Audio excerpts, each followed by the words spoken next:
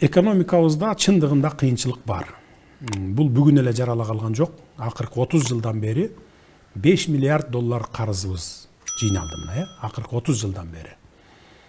Ошону төлөй турган мезгил мына бүгүнкү күндөн баштап 32-жылга чейин толук мынакей. Эгер 5 жыл иштесем, 10 жыл иштей турган болсом, менин мойнума түшүп калып атат да. 30 жылдан бери келген карыздар. Ал карыздарды да алганда дагы өзүн актай турган бир проектлерге салынган эмес да.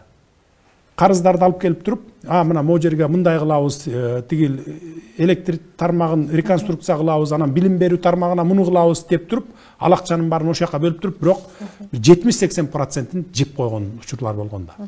Мисалы сырттан келген карыздарды алганда грант аласыңбы, же болбосо башка мындай кредит аласыңбы, 40 жылга ала турган болсоң, өзүн 20 жылда актай турган тармактарга, проектлерге жумшаш керек эле да. Бизде андай болгон эмес экен да мынакей.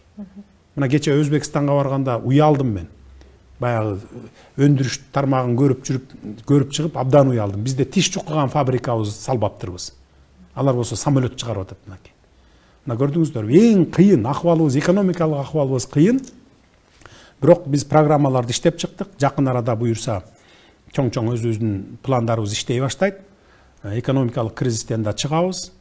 Кудай буюрса, сырткы карыздарды дагы мындай убак менен төлөй турганга мүмкүнчүлүктөрдү биз пайда кылабыз.